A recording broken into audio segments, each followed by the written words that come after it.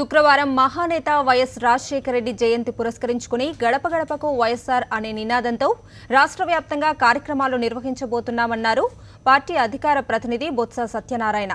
ఆయన అమలు చేసిన సంక్షేమ పథకాల గురించి మరోసారి ప్రజలకు చెప్పేందుకు, రాష్ట్ర ప్రభుత్వ వైఫల్యాలను వివరించేందుకు గ్రామ గ్రామాన తమ పార్టీ ఎంపీలు, ఎమ్మెల్యేలు, కార్యకర్తలు పర్యటిస్తారని చెప్పారు. మహానేత మహానాయకుడు రాజశేఖర రెడ్డి గారు జయంతి సందర్భంగా మా పార్టీ మా అధ్యక్షుడు ఆలోచన మేరకు గడప గడపకి వైఎస్ఆర్ అనే నినాదంతో రాష్ట్రమంతటా కూడా అందరు పార్టీ కార్యకర్త దగ్గర నుంచి శాసనసభ్యుడు, పార్లమెంట్ సభ్యుడి వరకు కూడా అందరూ గ్రామాలకు పోయి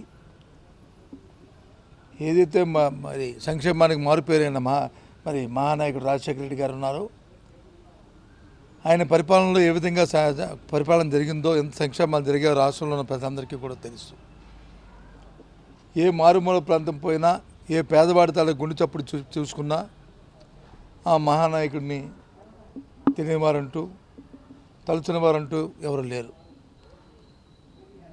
ఆ నేత మరి జన్మదినం సందర్భంగా పార్టీ ఆ సంక్షేమాన్ని మళ్ళీ ప్రజలందరికీ కూడా ఏ రకంగా ఈ రాష్ట్రంలో పరిపాలన కొనసాగుతుంది అనేదాన్ని తెలుసుకోవడానికి, ప్రజల్ని తెలియచెప్పడానికి, ముఖ్యంగా 100 ప్రశ్నలు ఈరోజు తెలుగుదేశం పార్టీ అధికారంలో తెలుగుదేశం పార్టీ ఆ ప్రశ్నల్ని ఇదేదో కొత్తగా ఆ పార్టీ మీద విమర్శలకో లేకపోతే ఆ పార్టీ మీద రాజకీయ ఆలోచనతో చేస్తున్నాం అనుకుంటున్నారు. కాదు, తప్పు.